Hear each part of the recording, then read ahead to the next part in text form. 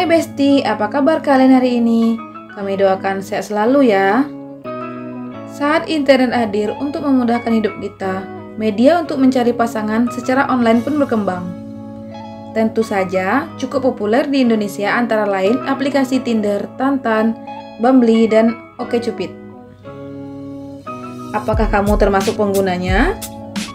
Barangkali pernah ada beberapa orang yang berhasil menemukan cinta sejatinya melalui aplikasi dating online tersebut. Atau jika sedari awal tak berniat mencari pasangan hingga jenjang pernikahan, mungkin Tinder membantumu menambah teman. Di balik keseruan bermain aplikasi online, pernahkah kamu mendengar sisi gelapnya? Tak sedikit kisah tentang interaksi dunia maya di situs kencan online berhasil memakan korban. Belum lama ini terjadi di negeri Kangguru. Dikutip dari BBC, Jumat 26 Juli 2019, seorang wanita asal Sunshine Coast di Queensland, Australia tertipu oleh pria yang bisa disebut pacar online-nya. Sang pria mengaku berasal dari Amerika Serikat. Ceritanya, korban diminta menyerahkan data rekening bank untuk dikirimi uang $6 juta atau sekitar 60 miliar.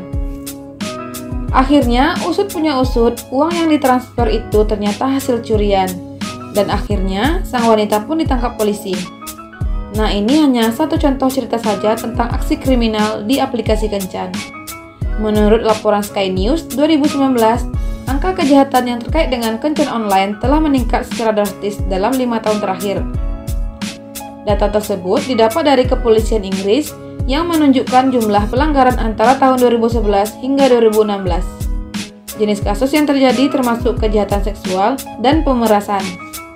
Di negeri Ratu Elizabeth sendiri, disebutkan sekitar 7 juta penduduk terdaftar di situs kencan dan diperkirakan 1 dari 3 hubungan kini mulai dilakukan secara daring. Tinder dan Green menjadi 2 aplikasi terbesar yang terlibat. Selain itu, sisi gelap Tinder dan aplikasi kencan online lainnya pernah juga menjadi pembahasan.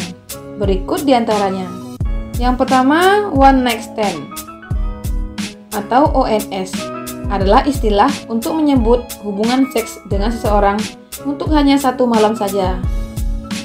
Pelaku ONS tak mementingkan siapa orang yang diajak bercinta, asalkan birahinya tersalurkan. Menurut satu sumber di Quora, pelaku yang meminta ONS ini banyak dari kalangan orang asing di kota-kota wisata, seperti Bali. Mereka mencari partner seks melalui aplikasi kencan online. Yang kedua, prostitusi. Selain ONS, terdapat pula beberapa wanita yang memanfaatkan aplikasi ini untuk mencari uang melalui jalur prostitusi. Lebih mudah bagi sebagian dari mereka.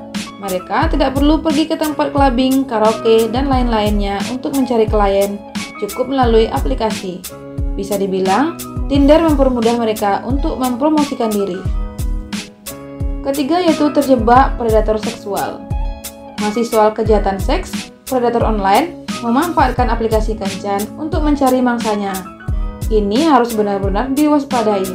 Bisa saja pelaku mengajak berhubungan seks atas dasar suka sama suka, tapi diam-diam ia merekam adegan hubungan intim tersebut untuk kemudian dijual di pasar video porno. Selanjutnya yaitu pemerkosaan. Perempuan kerap menjadi korban. Untuk itu, sikap waspada dan jangan mudah percaya pada orang asing yang baru dikenal di situs online harus selalu berlaku. Terakhir yaitu penipuan. Contohnya kisah perempuan Australia di atas tadi. Atau contoh lainnya, pria asing di situs kencan berjanji akan mengirimkan hadiah mewah ke Indonesia. Ia lantas berkata bahwa barang sudah dikirim namun ada masalah di bea cukai. Akhirnya ia meminta uang pada korban untuk menyelesaikan persoalan itu. Nah, itulah sisi gelap aplikasi kencan online yang kami himpun dari berbagai sumber. Tetap selalu waspada ya Besti, jangan mudah percaya dengan orang asing. Sampai jumpa di video berikutnya.